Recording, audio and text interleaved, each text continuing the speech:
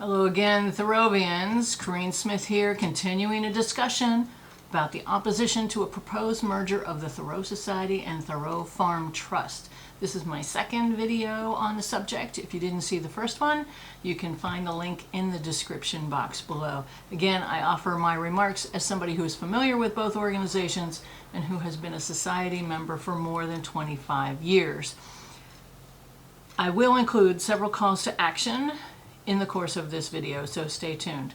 I do want to thank everybody who commented publicly on my last video and did so either here or on Facebook, or who reached out to me in other ways, in person or through email. I am heartened to know that I am not the only member who is against a merger. A lot of us are out there thinking along the same lines, although they prefer to remain quietly in the background.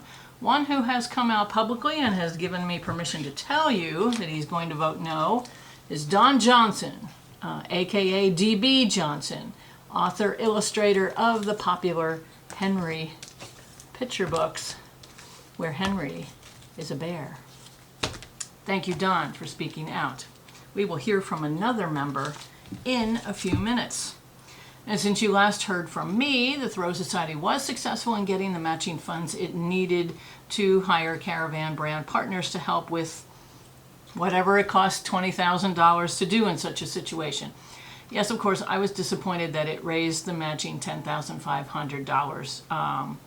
Not entirely surprised, though. If you look closely at the messages that they sent us, you see that the match was covered by just 65 people. 65 donors, which averages out to be about $161 per person, although I'll bet a lot of folks gave a lot less, and a few people with big pockets gave a lot more, and they may even have been lined up before we were invited to contribute to generate success. Again, the matching funds were given by just 65 donors. Remember, the Thoreau Society has about 800 members. Thoreau Farm has about 234 regular donors. Which means that about a total of 970 people who are either society members or farm donors chose not to contribute to the matching fund strategy. 970 people out there who either ignored the request or decided deliberately not to commit any dollars to it. So I think that's kind of interesting. And then we were sent a link to a survey. I have to say that was one of the most skewed surveys I've ever seen. Almost all the questions were about forthcoming programs that this merged organization could offer. I say at this point in the process, asking questions about potential programs for really a non-existent organization is like rearranging the deck chairs on the Titanic. And the giant iceberg is the society membership, which has not yet voted for or against a merger. All of the questions assumed that we were just happy to go along with it. This seems to be an effort to tell the committee exactly what it wants to hear. So the administrators keep saying that this is not a done deal, this is not a done deal, and yet every action taken appears to dispute this claim. So what are we to believe? And why should we take part in any of it? Is the thinking that if the word merger is repeated more and more, that we'll get hypnotized into accepting it, so much so that we won't even hesitate to check yes when we eventually get to vote? Or worse, will the membership be convinced that it is such a done deal that they shouldn't bother voting after all? No, we have to vote. Okay? By the way, the actual election is scheduled to be run sometime maybe after November 1st. By electronic ballot if you have email, by paper ballot if you don't. So we're still a few weeks away. We still have a few weeks to make our views known. Do not dally. If you have strong opinions, I encourage you to send them to the Society administration as soon as you can, and you can write to them more than once. Now, we always get a feedback link in those messages. You should know that when you click that, you get a Google Docs box to write in, and you can see your own email address above it. But you also see the words not shared, and that means that if you write in that box and hit submit, it's not going to automatically connect your email address to it. It'll be anonymous if you do it that way. So if you want an answer you have to put your name and your email address in the box too, okay? If you've been asking them questions and not getting answers, this could be why. So try again if that's the case. Back to the issue. One of the points I want to make today is about the names of the organizations. Thoreau Society, Thoreau Farm. Okay, we've been led to believe that with a merger of the two groups, we'll put another name over them, and that this would be a good thing because people are confused about the specialties of all the different Thoreau and Walden related organizations in Concord. And as I said last time, if you do this, you're not going to get rid of these two names. You're going to be adding a third, and you're going to be creating new confusion to outsiders, increasing frustration. As a former librarian, I can tell you I was trained to figure out ways to make things easier for people to understand, not to make things more complex. We always aim to see things from the customer point of view, from the patron point of view, and to understand how we could make things clearer for them. Actually, mostly so that we wouldn't have to keep answering the same questions over and over again. If people keep asking the same questions over and over again, then you know you have a problem. Okay, so Thoreau Society, Thoreau Farm. These names are never going to go away, no matter what happens. If you changed them both to something else today, these old names would not automatically be erased from the public record. Okay, let's talk about Thoreau Farm first. Thoreau Farm's described in local tourist brochures like this nifty Lexington and Concord one that has a beautiful and helpful map of all of the historic sites in Concord and Lexington. Okay, I remember back when the Thoreau Farm house was recently finished with restoration and the building was open to the public, and one of the first directors was exceedingly frustrated at how long it took to get caught up into the local brochures, to be included in any of them. I think it was more than a year, maybe two, before it could get into this, because these entities reprint these thousands and thousands and thousands at a time, and they only change the text on occasion when they have to. So finally, they added a little paragraph about Thoreau Farm, and they finally put it on the map on Virginia Road. Okay, so if you change the name now, well, these are not going to magically get changed overnight. It's going to still be marked as Thoreau Farm on these brochures for at least another year, maybe longer. And what happens if people follow the map and they get to the right place and they see another sign there and not Thoreau Farm? Are they going to be confused? Are they going to bother to stop and ask? Or will they just keep on going? Similarly, with the Thoreau Society, 80 years worth of publications, bulletins and saunterers, 80 years worth of publications are not going to magically disappear. What happens when a future researcher comes upon a copy of the bulletin or the saunterer in a public or a private library? Or when they find a pertinent article from one of these publications in a digital database. And they may say, oh, wow, cool. And they want to know more, and they might want to find out about the organization that produced and released these publications, these periodicals, because there could be more information there hiding for them to find. And the researcher goes online and searches for the Thoreau Society and is immediately referenced to another organization of another name. Will they wonder if the group really is the same one or that they're searching for? So yeah, sure, in the web world you can embed metadata tags that will take an old name and an old site and reference it immediately, direct it to a new name and a new site. But this can still be confusing to people. You still wonder, did I really land on what I'm looking for? You know, you can question whether you've been led in the right direction, or if you made a mistake and you got to start over. Again, why would we want to deliberately set out to confuse people, especially if we want to attract new members to either organization? Would they even understand what they're signing up for? Some of the feedback I have been hearing from you is that people do want to keep the two separate, and they do want to keep the two names separate, and they do want to keep the society logo, which I talked about last time.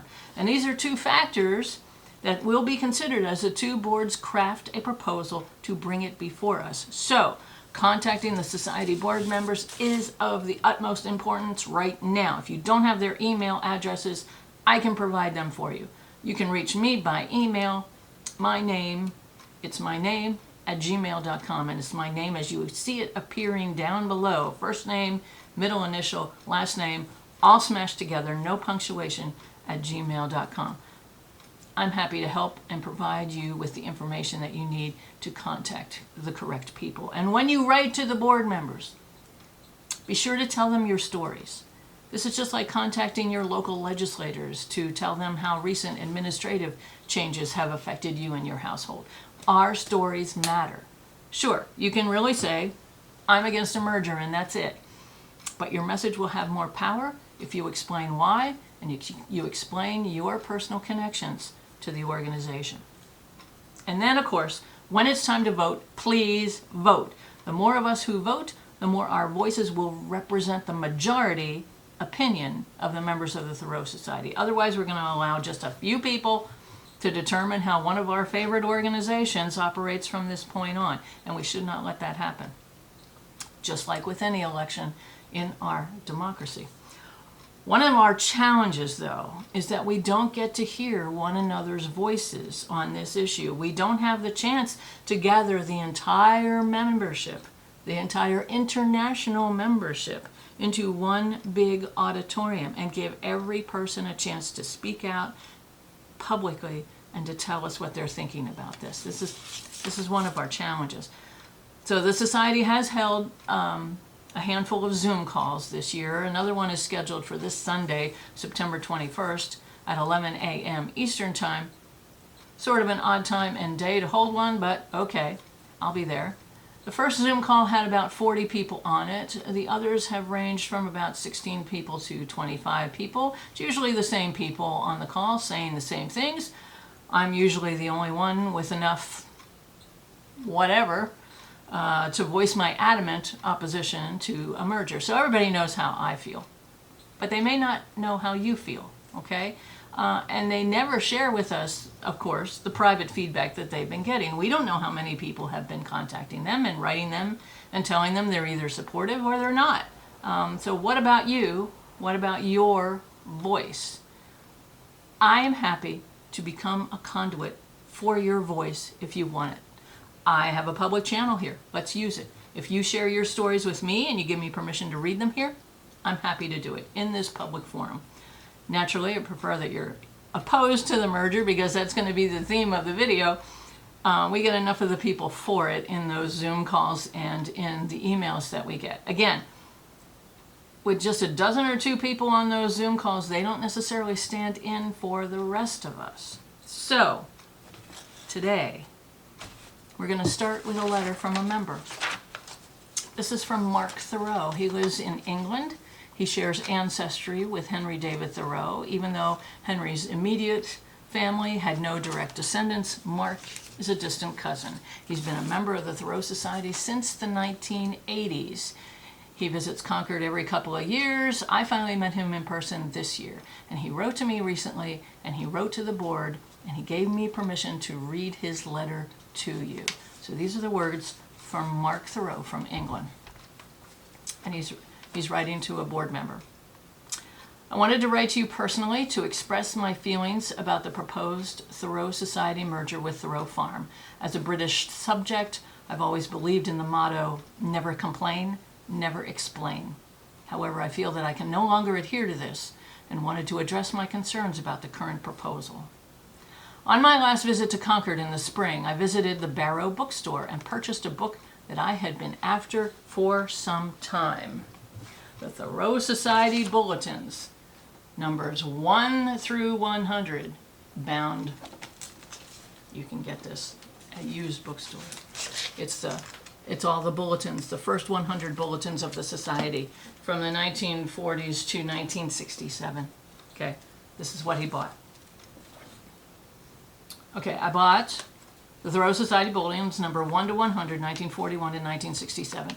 Reading the bulletins from the beginning of this amazing organization has been a source of great joy. Bulletin number 1 explains the first meeting of the Thoreau Society on July 12th, 1941, with a gathering of nearly 100 Thoreauvians in Concord. Walter Harding's motion to form a society was passed on that day, Henry's birthday.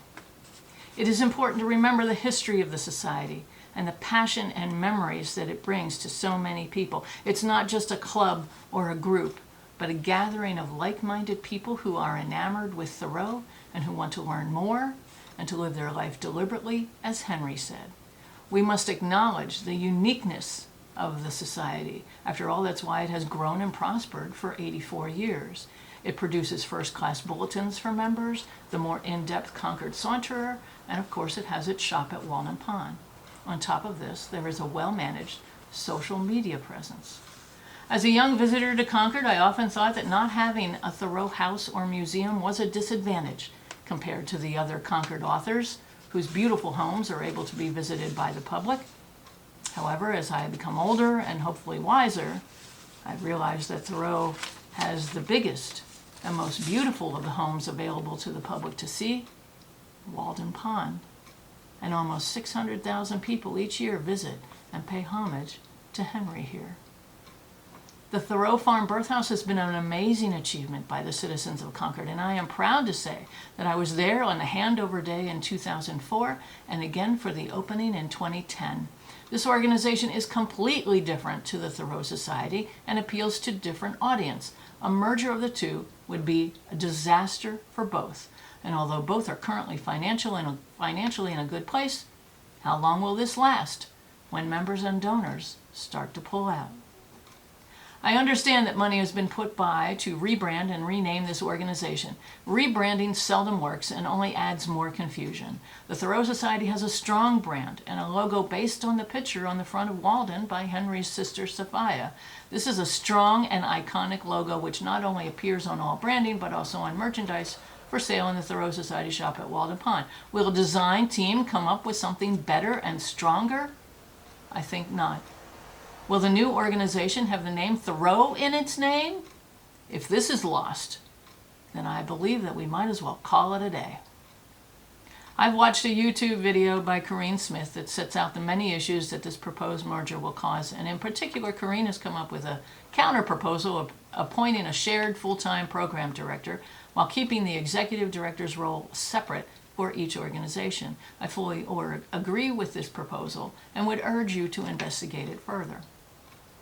I attended one of the first Zoom calls about the merger, and though it was reiterated many times on the call that this was not a done deal, the impression that was given was quite frankly the opposite.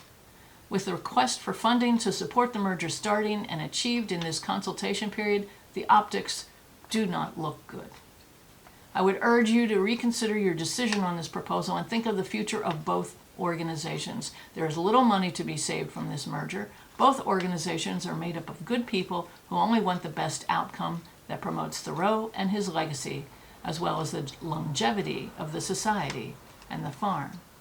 As a Thoreau Society and family member, I will be voting no to this merger, and I urge you to look back at those first Thoreau Society bulletins as I have. Read about the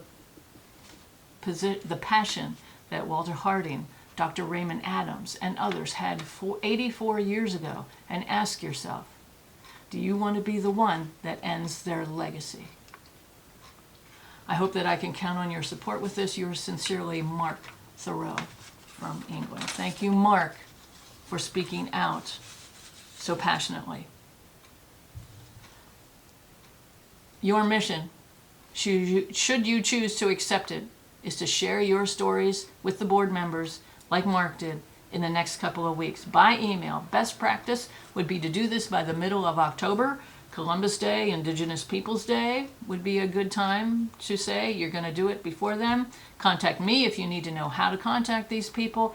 I plan to speak up again here on this forum in the next coming weeks. And as I said, I'm happy to be a conduit for your stories. If you want to share them with this public, that we've created on here. So thank you for watching. I'm Corinne Smith. Thanks again for joining me. Let's continue to fight the good fight.